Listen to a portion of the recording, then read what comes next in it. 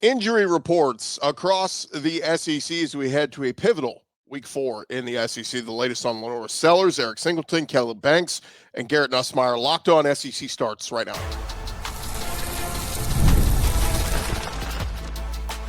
You are Locked On SEC, your daily podcast on the Southeastern Conference. Part of the Locked On Podcast Network, your team every day. And what is happening, everybody? Welcome into Locked On SEC. It's great to have you guys along on today's show. Sam Acho going to stop by, of course, the ESPN analyst and author, and doing some great work with Allstate and the Good Works team. So we'll talk with him about that. And momentarily, we'll get you updated on all the latest injuries around the SEC. I'm Chris Gordy. Thanks for making Locked On SEC your first listen every day. Shout out to our everydayers. We're free and available wherever you get your podcasts and on YouTube. Part of the Locked On Podcast Network, covering your team every day. And today's episode is brought to you by FanDuel. Right now, new customers can bet just $5. And if your bet wins, you'll get $300 in bonus bets to use across the app. Download the FanDuel app today. All right, let's dive into it as we jump into the injury report. This is, of course, the new thing that started last year. Ahead of an SEC versus SEC matchup, we get injury reports from those SEC schools. And the big one we'll start with South Carolina versus Mizzou. LaNorris sellers officially listed as questionable on South Carolina's first injury report of the week. We saw a report yesterday afternoon that Pete Thamel said there's optimism around the status of South Carolina quarterback LaNorris sellers for the game at Missouri on Saturday. Thamel reported he was at practice on Wednesday, and there are positive signs for his availability. I saw Brad Crawford, also 24/7 Sports reporting, quote, I was told LaNorris sellers practiced today, meaning Wednesday. At what capacity, I'm not sure, but he is expected to be available for South Carolina's game against Missouri. So good news there for South Carolina fans. At least it sounds like Sellers is going to play. Now, the only thing about this is it got me thinking of last season when Sellers got hurt. Got me thinking of that Ole Miss game. Sellers gets hurt in the LSU game. Remember that week 3? The next week they played Akron. They started Robbie Ashford. No big deal. They beat the heck out of Akron with Ashford. Then they had a bye week, and then they had Ole Miss. And Sellers came back for that game, as well as Rocket Sanders, who was banged up. And I remember talking to somebody who told me at the time they thought Sellers still was not 100%, and this person thought maybe they kind of rushed him back. The Gamecocks lost that game 27-3, and the offense was non-existent. Sellers threw for 162, no touchdowns, 1 interception, and he rushed 15 times for just 55 yards. My only concern is that the level of Sellers we're going to get this week? Sounds like he's going to start, but is he 100%? Now, here's the thing. Luke Doty looked so bad last week. I almost wonder, yes, give me a 50% LaNorris Sellers. If I'm South Carolina, my season's, in the balance here, can't take another loss, or you don't want to take another loss this early in the season. Sellers gives you your best chance to win. So I get it. I'm just saying, concerns for me would be he's not 100%. So what are we going to get? But again, to me, that offense was dreadful last week when Doty took over. Again, no offense to the kid. He was thrown into the mix. But there's a reason why some South Carolina fans were asking for, can we start Aaron Nolan? Can we throw in one of the younger quarterbacks behind him? Again, just something to keep an eye on there. But that bodes well for South Carolina and LaNorris sellers. On the injury report for Mizzou, pretty clean report. Aside from the season-long injuries to kicker Blake Craig and quarterback Sam Horn, plus a longer-term absence for offensive lineman Logan Reichert. But Mazio Bennett, also questionable, wide receiver for South Carolina, and then doubtful their DB Judge Collier, who there was a report could be back this week, and tight end Michael Smith. Now let's get to the other side. A busy report for Auburn and Oklahoma, which includes Auburn star wide receiver Eric Singleton as questionable, and Oklahoma offensive tackle Michael Fasusi as questionable as well. Now, the Eric Singleton one is just, it's one to keep an eye on. He's been dealing, he was dealing with the knee issues to start the season, and now he's dealing with a hip thing. I think they said a hip pointer. I was told Singleton should be a go, but obviously will not be 100%. And then you have Champ Anthony and Rayshawn Pleasant listed as questionable, along with Xavier Miller. Darrell Robinson, running back, is out. Doubtful is defensive end Amaris Williams and corner Jay Crawford. And then probable running back Damari Alston and wide receiver Malcolm Simmons. So, look, if you're Auburn, you want to have Alston back with Jeremiah Cobb in the backfield, and you want to have Eric Singleton with Malcolm Simmons and company out there, Camp Coleman and everybody else. So, again, overall, I think, the two biggest headlines are, what is Sellers health-wise? If he's going to be a go for South Carolina, great, but how healthy is he? And then on the other side for Auburn, if Eric Singleton goes, how healthy is he? Can he be picked up by some of those other wide receivers? Again, they're going to need all hands on deck for me to think Auburn has a chance to go into Norman and beat Oklahoma. So there you have it. Those are the big injuries in the SEC games. How about some other injury reports from elsewhere in the SEC? Over at Florida, little insult to injury. Caleb Banks, their big defensive lineman, made his season debut against LSU. Well, a senior D lineman injured his lower leg during fall camp, as we know, took to the field against LSU, aggravated the injury, and it has since been announced that he will miss a significant period of time. Remember, he was one of their leaders last year up front on that defensive line, went to SEC Media Days, represented them. That's 42 tackles, 6.5 sacks, and a pair of forced fumbles to his name over 3 seasons. One at Louisville, 2 with Florida, but they are going to miss him. And then Alligator Sports reporting Billy Napier wants to get freshman wide receiver Dallas Wilson back on the field, but they're not going to rush it. Wednesday evening, Napier telling reporters a positive injury update on Dallas Wilson. He has yet to make his season debut because of a lower leg he suffered in fall camp, but Napier said that could change soon. Now, the timeline sounds like he thinks he would miss this week against Miami and would be back on the practice field sometime next week while they're on a bye, and then sometime probably in line to make his season debut against the Longhorns in a couple of weeks. But Dallas Wilson, he was the star of their spring game, remember? Making plays like crazy. I was like, oh, this kid's going to be awesome. We have yet to see him in a regular season game for the Gators. Elsewhere, how about over at Tennessee? Josh Heupel giving an update on his former 5-star recruit, David Sanders, who's the number 6 overall prospect in the 2025 class, was on track to start at right tackle for the Vols. But he's been sidelined since their season opener against Syracuse and has struggled to return. Heupel saying, I don't know what his timetable looks like. We'll see. Talked about that on Monday. It's something where he's not necessarily in control of it. It's a unique situation. He's chomping at the bit. Been a great teammate through all the adversity. At some point in this game, everyone gets nicked up. He's done a great job of staying mentally engaged. But as soon as our medical staff clears him, he'll be ready to go. So still no indication yet on when Sanders will go. How about over at LSU? Brian Kelly revealing on Monday that Garrett Nussmeier dealing with a torso injury that has slowed him in recent weeks. Brian Kelly asked on Wednesday, would you consider not starting him this week against Southeastern Louisiana? Seems like one you could start Michael Van Buren, give Nussmeier a break. Brian Kelly saying, quote, I think he needs to play. Garrett wants to play. He's capable of playing. As I said, the torso injury slowed him up, and it slowed up in some instances the development of the offense because we needed to be very careful with him. We dialed it back at practice. We dialed back what we were doing to make sure that we protected him. He's now on the other side of it because we were able to do that. This week is an opportunity for him. He's doing some things in practice we haven't seen him do in the last month. So, again, that bodes well. I think LSU fans just want to see this highly touted offense. So, you got Garrett Nussmeier, the only returning 4,000-yard passer in all of college football. You got Nick Anderson. You got Barry and Brown. You got Chris Hilton and Aaron Anderson. Weapons all over the field. Yet LSU haven't seen that explosive offense yet. So, look, if Nussmeier is closer to 100% this week, we'll probably see it against Southeastern, and then a big, massive game in the Grove next week in Oxford taking on Ole Miss. How about over at Texas A&M? Their safety, Bryce Anderson, according to A&M, avoided catastrophic injury, leaving the game against Notre Dame late in the first half. Aggies released a statement saying that he traveled home with the team Saturday night, underwent further evaluation by the medical staff. He was injured while tackling Notre Dame tight end. And on Wednesday's teleconference, Mike Elko said they skated through what could have been a really, really bad situation.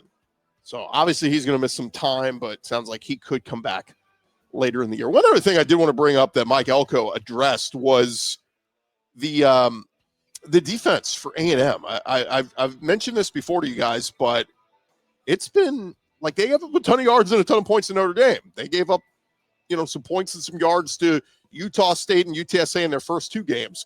Mike Elko telling a group of A&M supporters on Wednesday, I thought our defensive front held up pretty well against Notre Dame. We're still a work in progress on defense, and I won't hide that from you at all.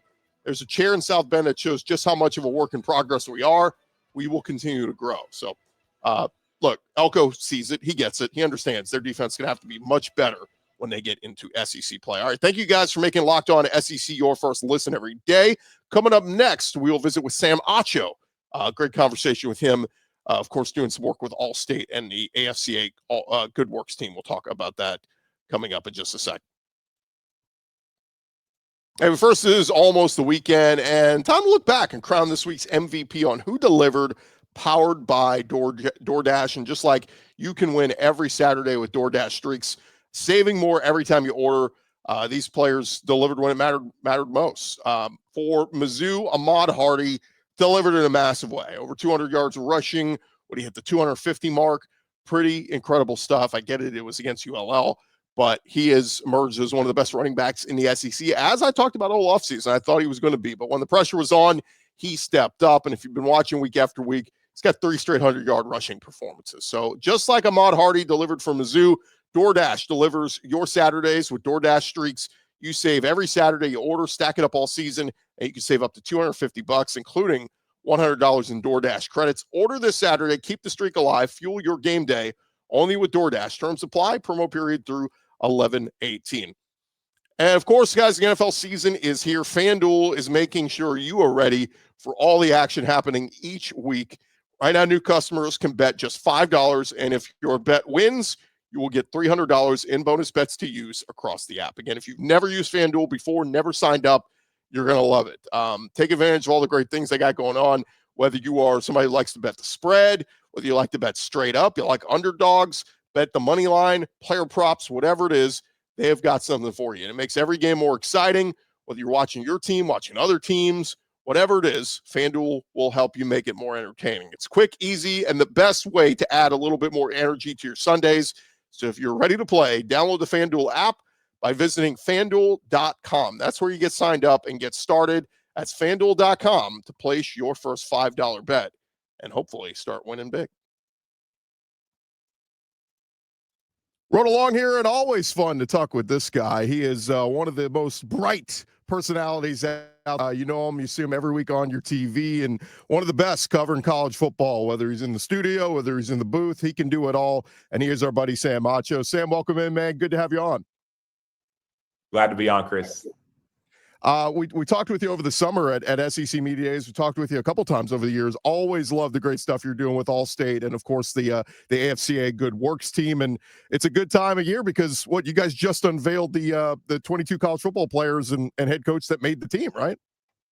Yes, I'm excited because we just announced the 2025 Allstate AFCA Good Works team, a list of 22 college football players, 11 from the FBS, 11 from the FCS and lower divisions, and also an honorary coach. And that coach is Brent Venables at Oklahoma, who's doing amazing work, not only here locally, but also he does work overseas in South Africa, and he also does work with breast cancer awareness as well. So it's been amazing to be able to let people know about the 2025 Allstate AFCA Good Works team and the 2025 Allstate Warfel Trophy.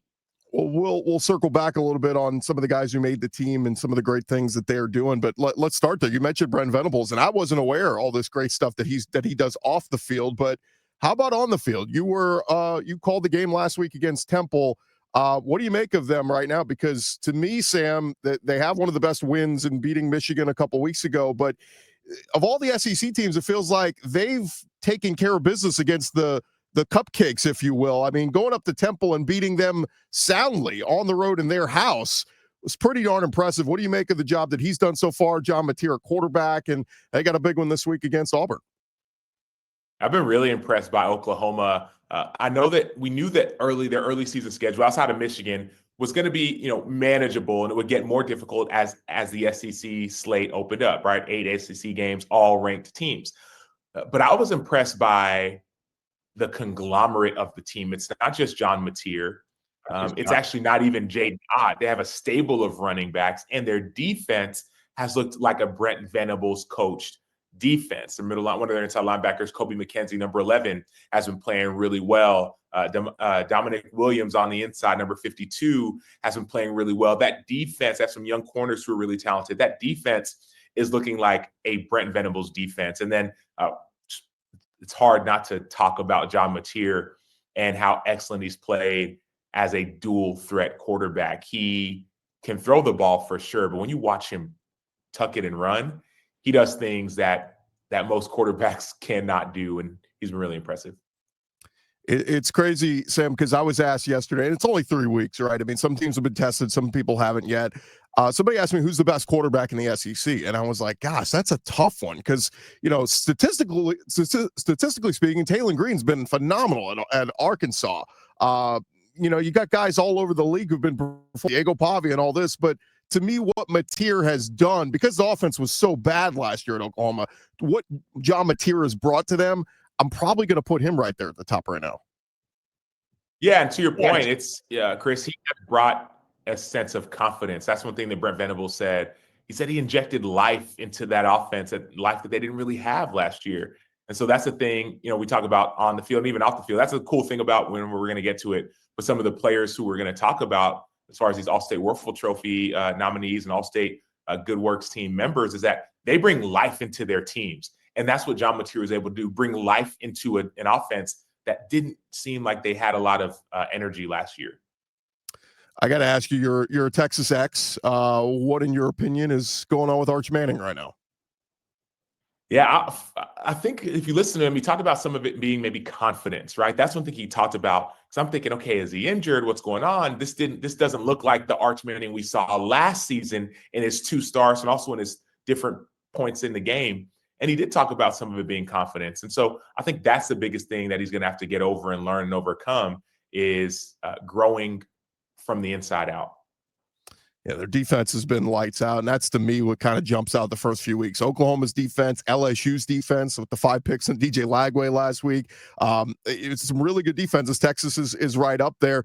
Who outside of, we talked about Oklahoma, outside of that group, who's kind of impressed you most from the SEC? I mean, Georgia with the big win on the road at Tennessee last week. I mean, Georgia's still Georgia. The defense has a little catching up to do, but the offense is going to do this every week. My goodness.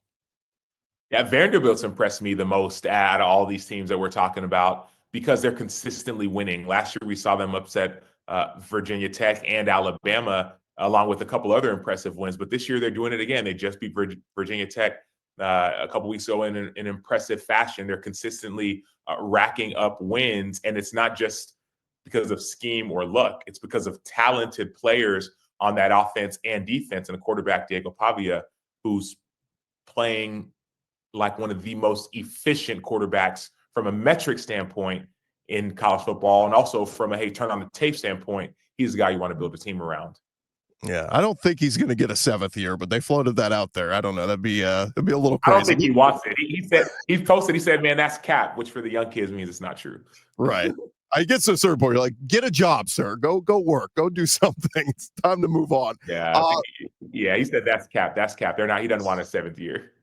We're talking with Sam Acho, and of course, we always love talking with Sam because of all the great stuff he does with Allstate, and of course the FCA Good Works team. And you mentioned the team that was unveiled this week, and a couple of SEC guys and some special guys. 2 guys that I got to talk with at media days: Kentucky tight end Josh Kattus and Michael Taaffe, of course, the DB from Texas. He was wearing was it a tie?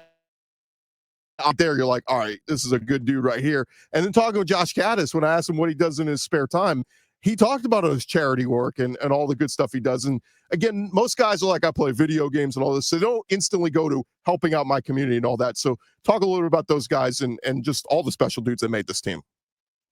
I'll start with Josh Kattus. He was so impressive in just learning some of the work that he does in the community. He would do this thing called, Dancing with the Stars in Lexington, right? Because that's the Kentucky area. And he would want it to try to raise money for some of the work that he's doing in his community. So he would spend his time learning to dance and like perform so he could raise money for some of the community service work. Michael Taaffe as well, in addition to wearing that tie at SEC Media Day, that wasn't for show. That was to pay to like honor the, to mourn with those who are mourning. But in addition to that, Michael Taaffe's been through a lot. One of his closest friends and former teammates lost his life to fentanyl. And so what Michael Taaffe does now, safety at Texas, former walk-on, now turned All-American, is that he donates money to go towards fentanyl awareness. And he does that by his on-the-field play as well, so people can get involved. Every tackle he makes, you can actually donate money. He will donate money to go towards fentanyl awareness. So he wants to make sure that people know that you can, it was some of these things that people don't want to talk about.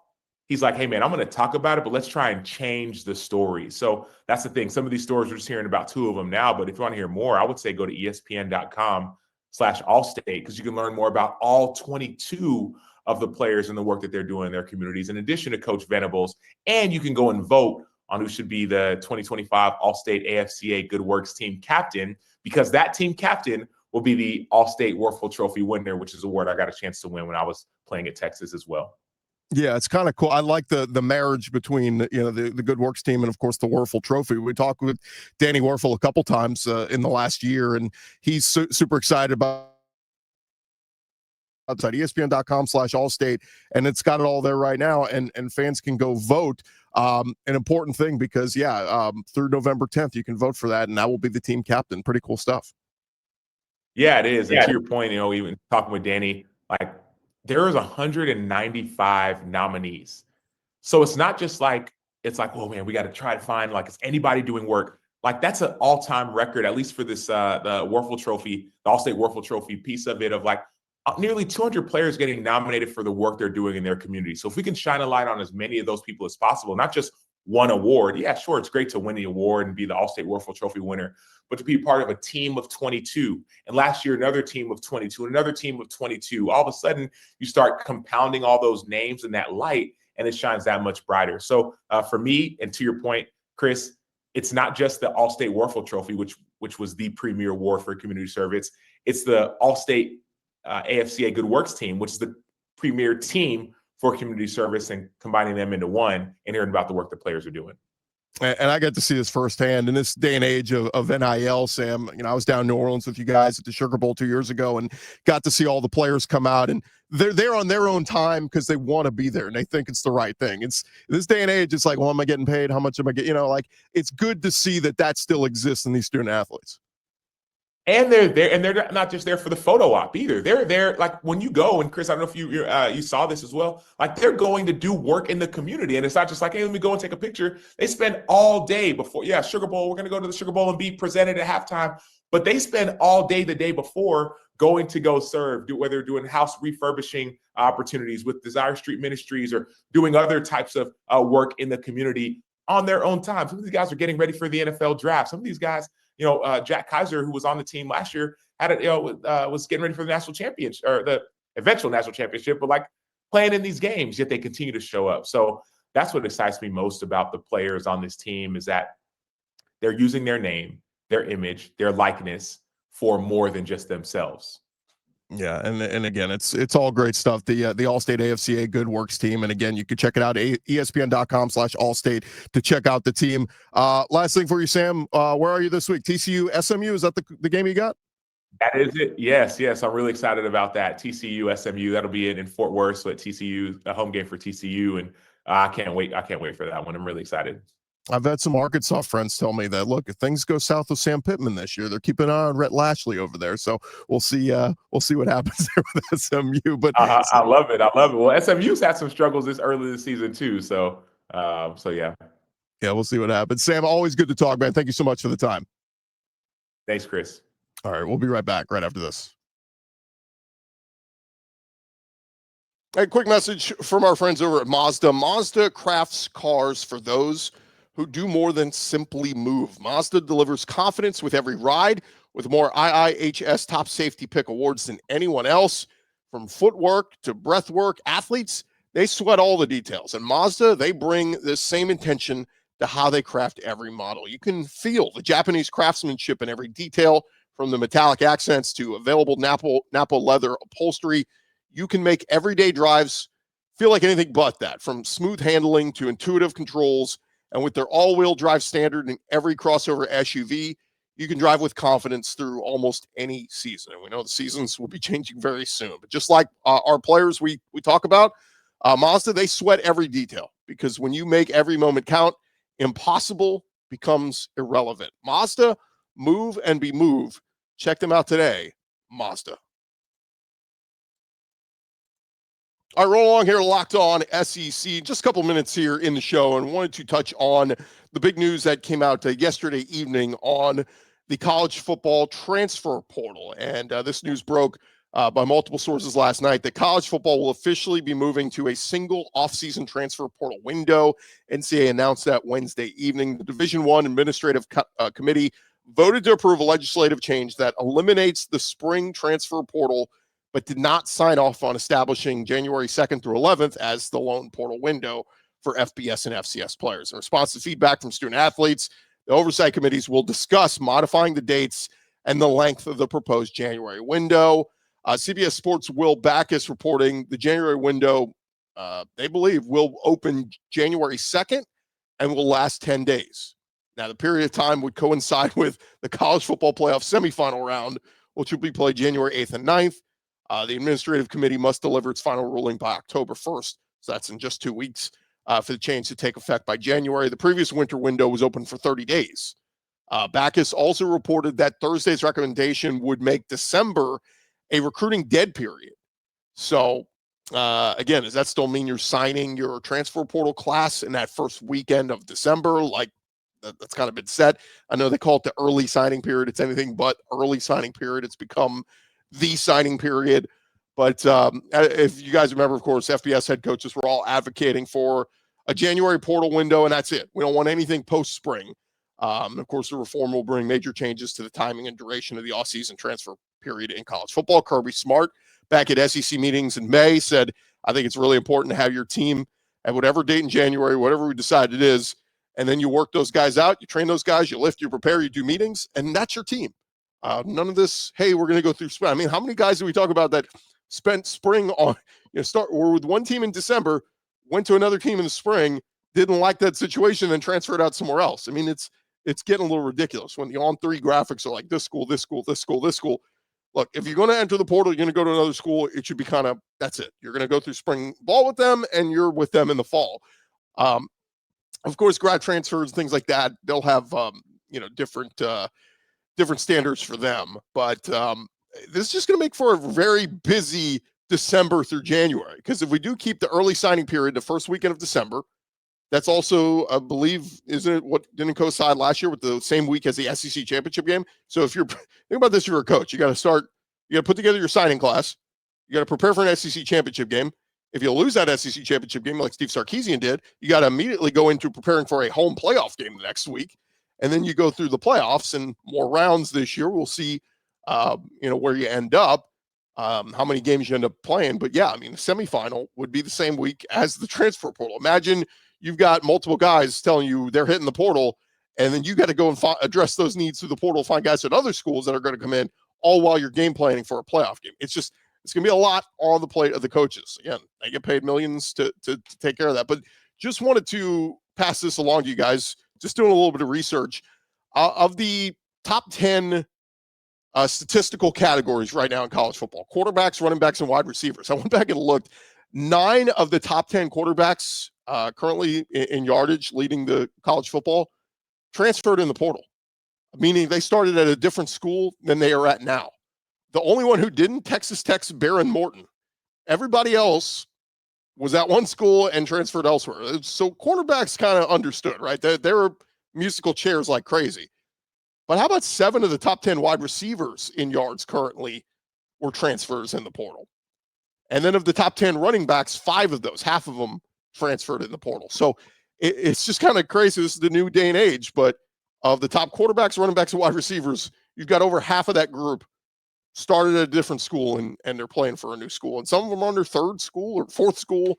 So this is just the new day and age of the transfer portal. All right, thank you guys for making Locked On SEC your first listen every day. Remember to check out Locked On and Fire TV present the College Football Kickoff Show.